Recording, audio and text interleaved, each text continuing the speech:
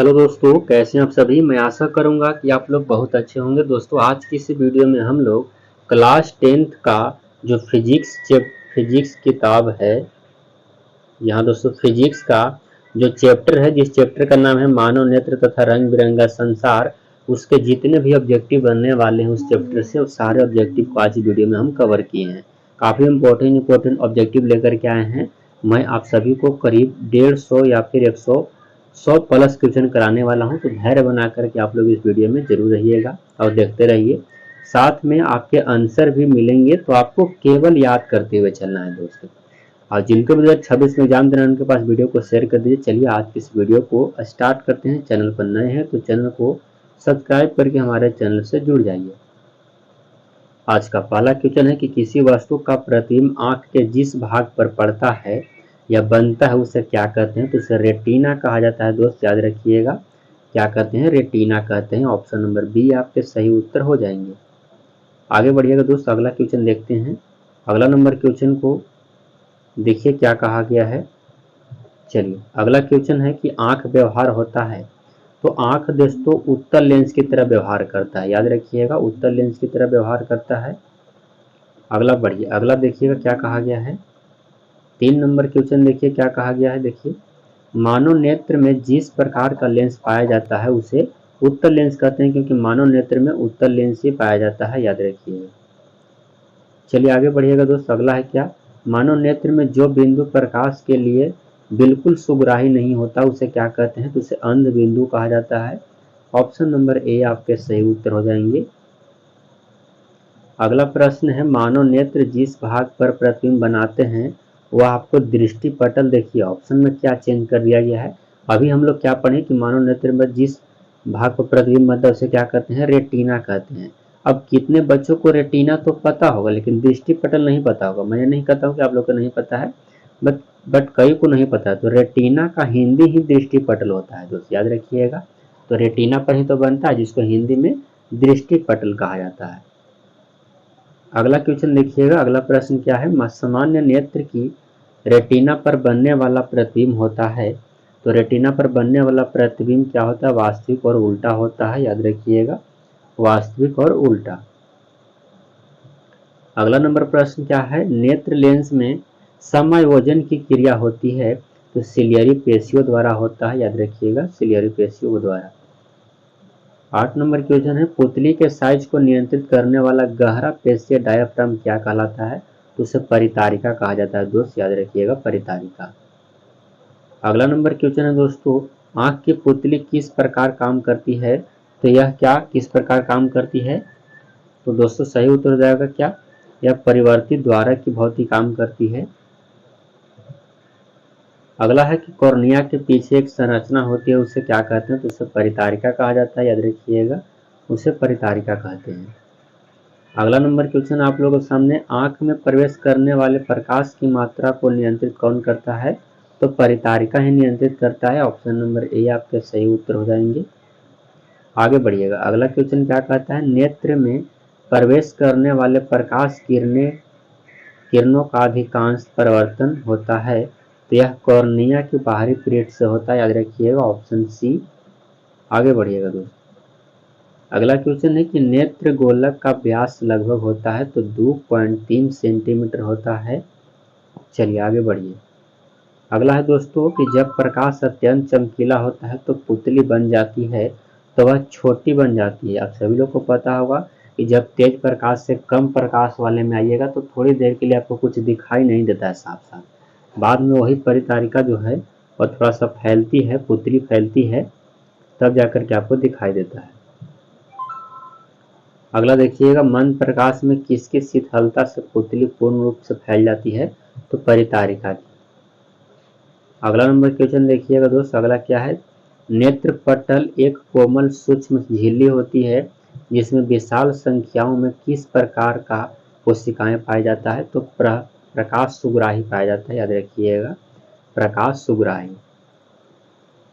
अगला नंबर प्रश्न है दोस्तों, जब नजदीक के वस्तु को देखते हैं तो पश्चमाभी पेशियां सिकुड़ जाती है और नेत्र का आकार क्या हो जाता है, तो गोल हो जाता है। याद रखिएगा, गोल हो जाता है। अगला प्रश्न, नेत्र गोलक के गोल होने पर देख पाते हैं। तो नेत्र गोलक यदि गोल हो जाएगा तो निकट की वस्तु को आप केवल देख पाइएगा, दूर की वस्तु को देख नहीं पाइएगा। अगला देखिएगा दोस्तों, वस्तु को हटा लेने के बाद भी नेत्र नहीं बल्कि यहाँ नेत्र होना चाहिए, नेत्र पटल पर और प्रतिबिंब कितने सेकंड तक रहता है? तो 1/10 सेकंड तक बना रहता है। अगला देखिएगा, अगला है कि दृष्टि निर्बंध सिद्धांत का उपयोग कहाँ किया जाता है? तो यह चल प्रक्षेप में किया जाता है, चल प्रक्षेपण में।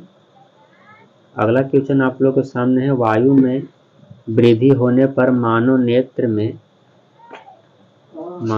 में समंजन क्षमता घट जाती है। दोष क्या कहलाता है? तो जरा दृष्टि दोष कहलाता है, याद रखिएगा, जरा दृष्टि दोष। अगला प्रश्न दोस्तों, कॉर्निया के दोष में अर्थात उसके पूर्णतः गोलीय न होने के कारण किस प्रकार का नेत्र दोष होता है? तो अबिंदुकता होता है, याद रखिएगा, अबिंदुकता। अगला नंबर क्वेश्चन बढ़ते हैं दोस्तों। अगला प्रश्न, मानव नेत्र 2 है, अतः इनका दृष्टि क्षेत्र क्या होता है? तो 180 डिग्री होता है, याद रखिएगा, 180 डिग्री। अगला कि शिकार करने वाले जंतुओं के नेत्र 2 नेत्र उसके सिर पर विपरीत दिशाओं में स्थित होते हैं, अतः इनका दृष्टि क्षेत्र क्या होता है? तो अधिकतम होता है, याद रखिएगा, अधिकतम। अगला क्वेश्चन देखिएगा दोस्त, सामान्य दृष्टि के वयस्क के लिए सुस्पष्ट दर्पण की न्यूनतम दूरी क्या होती है? तो 25 सेंटीमीटर होता है, दोस्त याद रखिएगा। अगला है कि एक नेत्र वाले व्यक्ति की दृष्टि क्षेत्र क्या होगा? तो 150 होगा, याद रखिएगा, 150।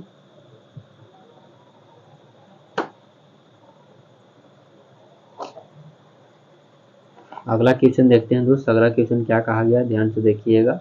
एक नेत्र वाले व्यक्ति को सारा संसार कैसा दिखता है? तो द्विविमीय चपटा दिखाई देता है। अगला है कि हमारे 2 आंख सिर पर स्थित, अतः हमें वस्तु दिखता है। तो सही उत्तर हो, त्रिविमीय दिखता है हमें। अगला देखिएगा, रेटिना प्रकाश को परिवर्तित करता है तो विद्युत सिग्नल में।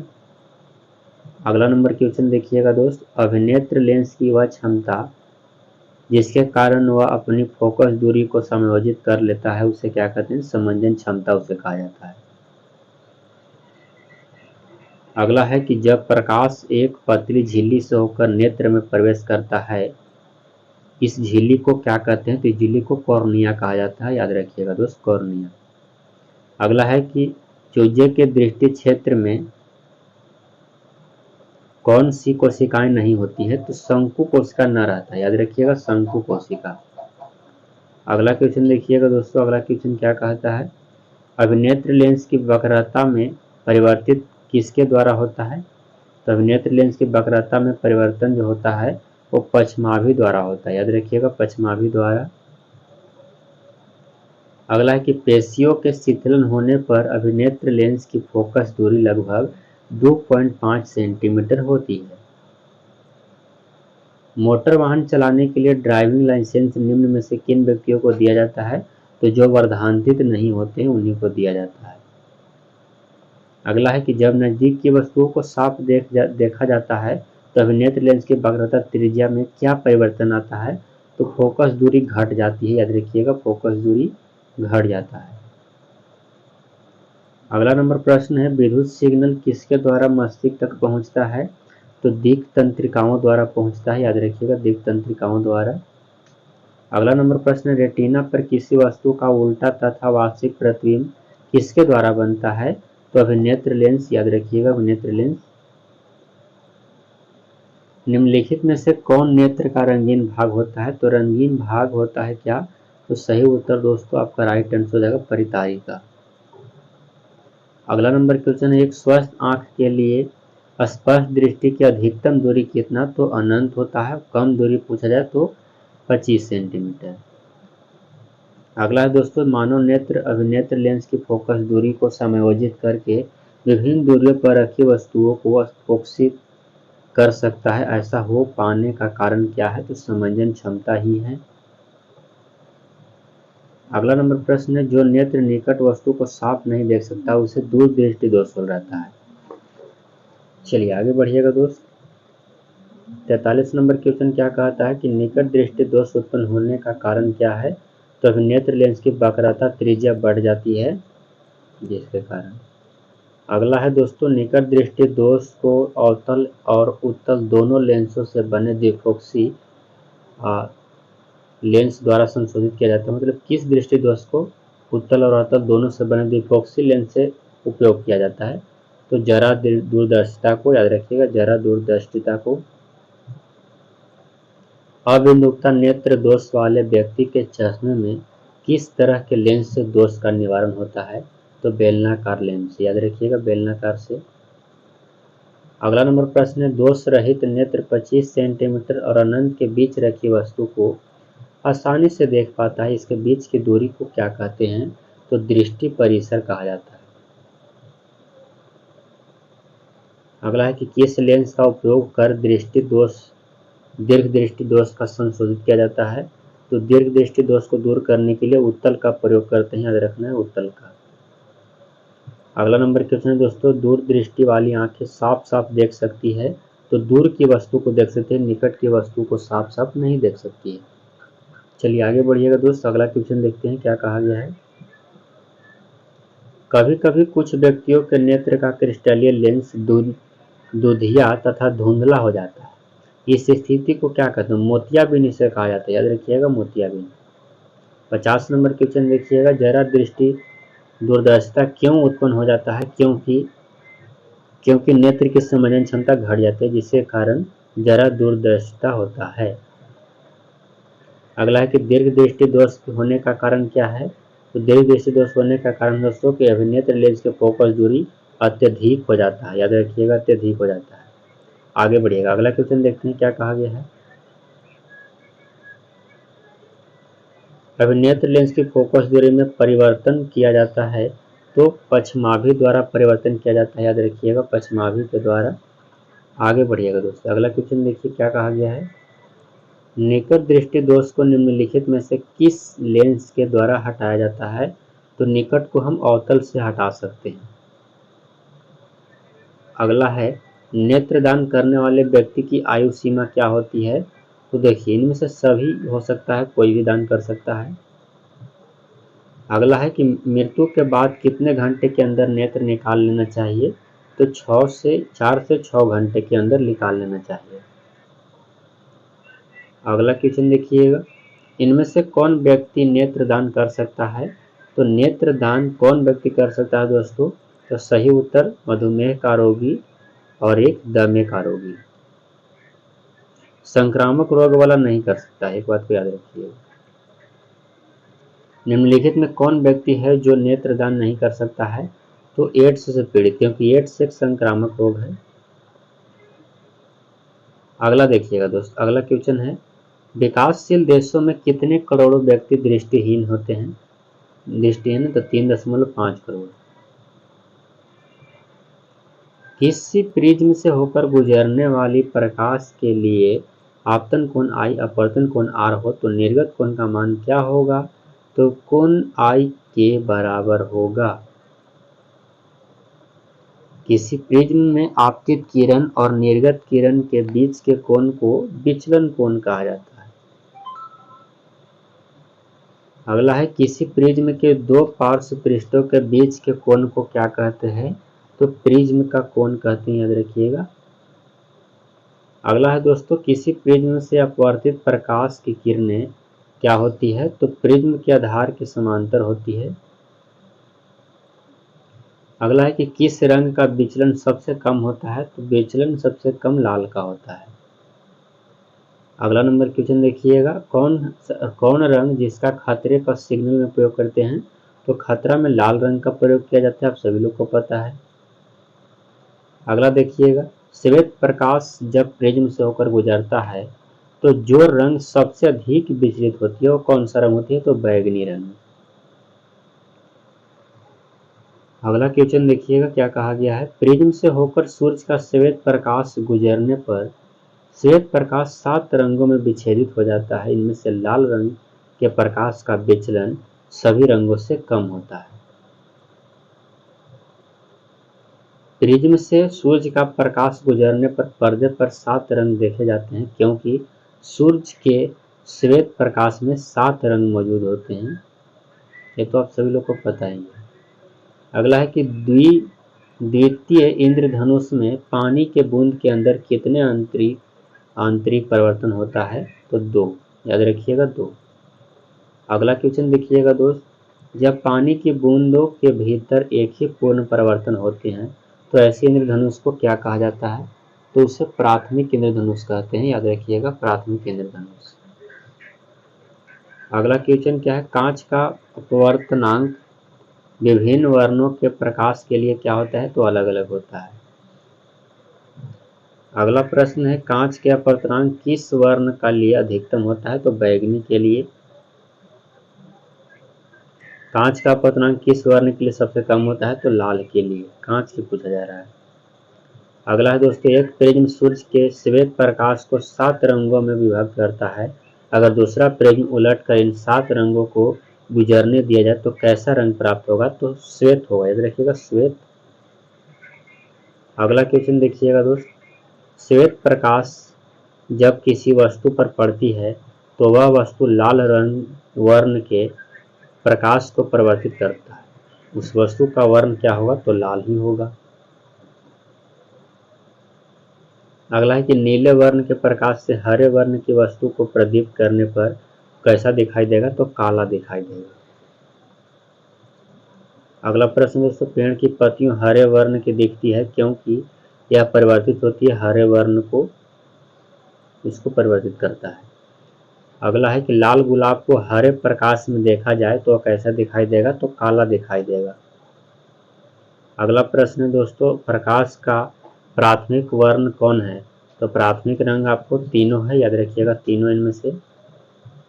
अगला नंबर क्वेश्चन है कि तीनों प्राथमिक वर्णों को उचित अनुपात में मिलाने पर श्वेत प्रकाश बनते हैं और इनमें से एक प्राथमिक वर्ण को घटाने पर प्राप्त वर्ण क्या कहलाता है? तो यह दोस्तों अब मिश्र वर्ण और मैजेंटा स्याही या तो पीला कहलाएगा। अगला है कि नीला तथा हरा प्रकाश को मिलाने पर वर्ण प्रकाश प्रदीप्त होता है तो श्यान बनता है। अगला है कि लाल तथा नीले वर्ण प्रकाश मिलने पर किस वर्ण का प्रकाश प्राप्त होता है? तो मैजेंटा बनता है, याद रखिएगा मैजेंटा। लाल तथा हरे वर्णों के प्रकाश के मिलाने पर किस प्रकाश का प्रकाश उत्पन्न होता है? तो पीला होता है उत्पन्न। अगला नंबर क्वेश्चन देखिएगा, इंद्रधनुष किस प्रकाश का स्पेक्ट्रम है? तो प्राकृतिक का स्पेक्ट्रम है। अगला क्वेश्चन देखिएगा दोस्तों, स्पेक्ट्रम प्राप्त करने के लिए किसका उपयोग होता है? तो सही उत्तर हो जाएगा प्रिज्म का। अगला नंबर क्वेश्चन देखिएगा, सूर्य के श्वेत प्रकाश 7 रंगों का मिश्रण है।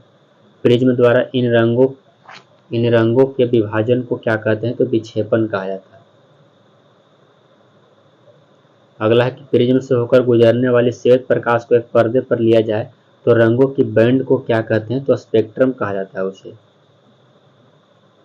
अगला है, तारों का टिमटिमाना वायु माध्यम के किस गुण पर निर्भर करता है? तो सही उत्तर दोस्तों ऊपर से नीचे की ओर वायु का अपवर्तनांक बढ़ता है आने पर। सूर्योदय और सूर्यास्त के समय सूर्य का गोला दिखाई देता है तो चपटा दिखाई देता है। अगला है कि वास्तविक सूर्योदय और आभासी सूर्योदय के बीच के लगभग कितने समय होते हैं? तो 2 मिनट होता है, याद रखिएगा दोस्तों 2 मिनट। अगला क्वेश्चन देखते हैं। अगला है कि उस उदय अस्त होते समय सूर्य दिखाई देता है तो लाल कलर का दिखाई देता है, सभी को पता है। चलिए आगे बढ़िए। 91 नंबर क्वेश्चन है, प्रकाश की किस घटना के कारण सूर्य हमें वास्तविक सूर्योदय से लगभग 2 मिनट पहले दिखाई देने लगता है? तो मंडलीय अपवर्तन के कारण। अगला नंबर क्वेश्चन देखिएगा दोस्त, किसी कोलाइडी बिलियन से प्रकाश पुंज गुजरने पर यह कैसा दिखता है? तो सही उत्तर दोस्तों प्रकाश पुंज का मार्ग दिखाई देता है। अगला है कि घने जंगलों से होकर जब प्रकाश पुंज गुजरता है तो वायु कण प्रकाश पुंज को प्रकीर्णित करता है और प्रकाश पुंज का मार्ग स्पष्ट दिखता है। इस प्रभाव को टिंडल प्रभाव कहा जाता है। अगला है कि प्रकीर्णित प्रकाश का वर्ण किस पर निर्भर करता है? तो प्रकीर्णित करने वाले कणों के साइज पर। अगला देखिएगा, वायुमंडल के सबसे ऊपरी परत में अंधेरा मालूम पड़ता है क्योंकि धूल कणों की कमी से सूरज का प्रकाश प्रकिरणित नहीं होता है। अगला नंबर प्रश्न देखिएगा, किसी अंतरिक्ष यात्री को आकाश कैसा प्रतीत होता है? तो काला दिखाई देता है।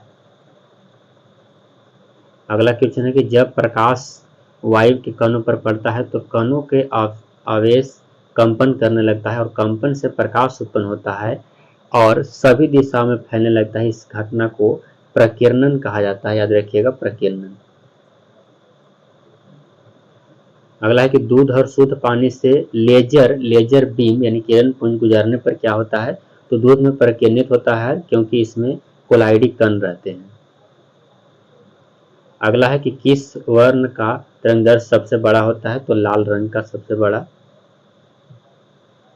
100 नंबर क्वेश्चन देखिएगा, प्रिज्म से श्वेत प्रकाश गुजरने पर 7 रंगों में विभक्त होकर अलग अलग दिखता है क्योंकि इनमें से अलग अलग तरंगदैर्घ्य इसका अलग अलग होता है। अगला है दोस्तों, परावैंगनी प्रकाश में वस्तुओं को देखता है तो कठिन रूप से। तो दोस्तों मैंने आप सभी को 101 यानी 100 प्लस आपको ऑब्जेक्टिव करवाएं। उम्मीद करते हैं कि 100 प्लस ऑब्जेक्टिव आपको अच्छे लगे होंगे। इससे ज़्यादा आपको इम्पोर्टेंट ऑब्जेक्टिव इस चैप्टर से नहीं निकलने वाले हैं। एक ही ऑब्जेक्टिव को बार बार कराना मेरा मतलब नहीं है। तो उम्मीद करता हूँ वीडियो आपको काफ़ी अच्छा लगा होगा। वीडियो को लाइक कर दीजिएगा, चैनल पर नए हैं तो चैनल को सब्सक्राइब कर लीजिएगा। जिनको भी 2026 में एग्जाम देना है मैट्रिक का, उनके पास वीडियो को शेयर करना मत भूलिएगा। यहाँ तक देखने के लिए आपका बहुत बहुत धन्यवाद दोस्तों। मिलते हैं नेक्स्ट वीडियो में, तब तक के लिए जय हिंद दोस्तों। चैनल को सब्सक्राइब जरूर कर लेगा चैनल पर।